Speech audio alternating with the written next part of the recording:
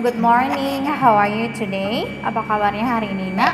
Semoga kita dalam keadaan sehat selalu. Amin, amin ya robbal alamin.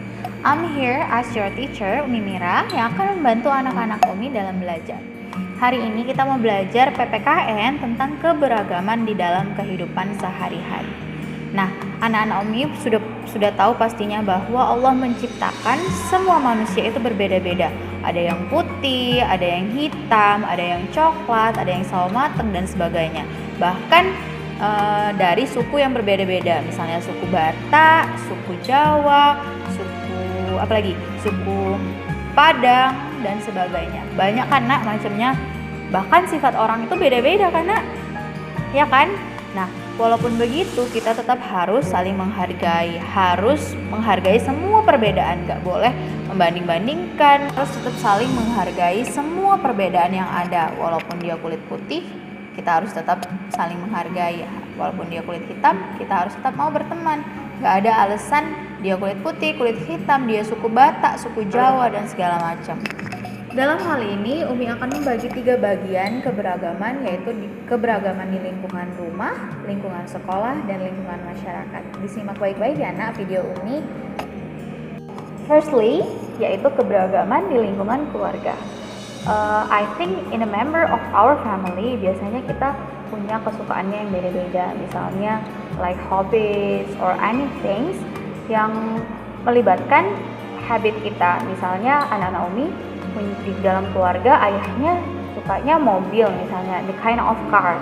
Jadi sukanya melakukan hal-hal yang menyukai hal-hal yang berbau dengan mobil. And another one, misalnya anak Umi suka membaca, sedangkan adik anak Umi nggak suka membaca. Ada adiknya anak Umi itu lebih suka bermain, kayak misalnya bermain mainan and anything. And for mom, biasanya mama kita itu sukanya masak, melakukan hal-hal yang berbau dengan shopping, misalnya belanja kebutuhan rumah boleh or anything kayak gitu. Nah, walaupun setiap member of our family itu berbeda-beda habitnya atau kesukaannya atau hobinya, tetap harus saling menghargai. Nah, misalnya adiknya anak Umi kan tadi sukanya main terus kan. Nah, anak-anak Umi mulailah pelan-pelan membiasakan adiknya, membantu adiknya untuk lebih rajin untuk membaca, seperti itu.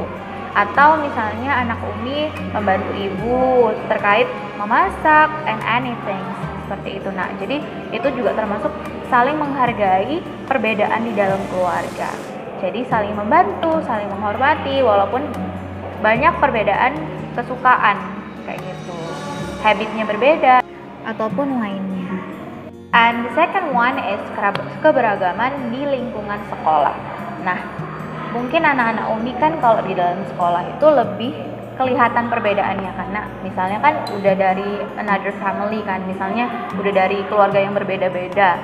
Jadi biasanya itu kelihatan banget perbedaannya. Misalnya ada anak Umi yang keluarganya dari suku Jawa, ada yang suku Batak, ada yang suku Padang, and others. Nah, dalam hal ini Umi punya example nih.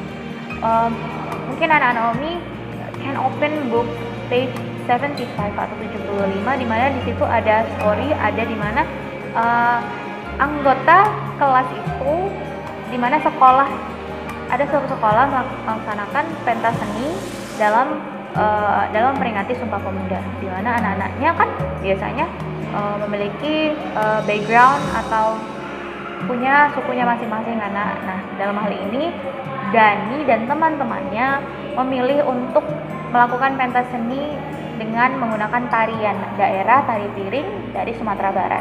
Walaupun mereka dari berbeda-beda, Nak, tidak memungkiri bahwa mereka tetap saling menghargai. Walaupun yang dipilih cuma tari piring, mereka tetap giat dalam latihan menari tari piring tersebut yang dari Sumatera Barat. Seperti itu. Nah, itu juga termasuk contoh dari saling menghargai di dalam lingkungan sekolah. Walaupun memiliki keberagaman, perbedaan, tapi tetap saling menghargai, tetap mau belajar, tetap mau mengetahui suku-suku yang lainnya, seperti itu.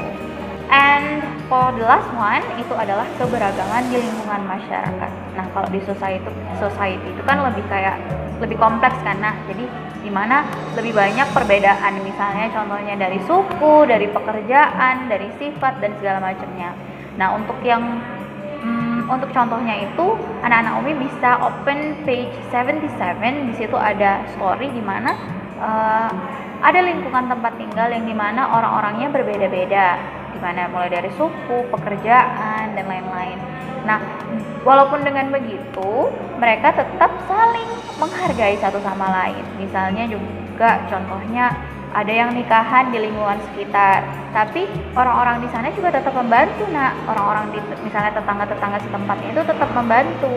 Jadi nggak ada halangan, tantangan ataupun kepikiran dimana kalau misalnya mereka sukunya beda, pekerjaannya beda, kita nggak mau bantu, nggak boleh gitu. Nak, walaupun pekerjaannya beda, entah itu pedagang, entah itu polisi, dan kita berbeda juga dari mereka, nggak ada yang bisa bilang kalau kita nggak boleh bergabung dengan mereka, nggak ada ya nak. Jadi walaupun berbeda tetap harus saling bersaudara, harus tetap saling menghormati satu sama lain. Jadi nggak ada perbedaan, nggak ada, ya perbedaan itu tetap ada, cuman nggak ada yang bisa buat kita menghalangi kita untuk tetap bersilaturahmi kepada satu sama lain, seperti itu. Bisa dipahami kan anak-anak Umi semuanya? Mungkin cukup sekian yang dapat Umi sampaikan. Thank you very much for your attention. Semoga anak-anak Umi juga terbantu dalam belajarnya kali ini ya nak, dan juga dapat bermanfaat untuk Umi. Terima kasih. Assalamualaikum warahmatullahi wabarakatuh.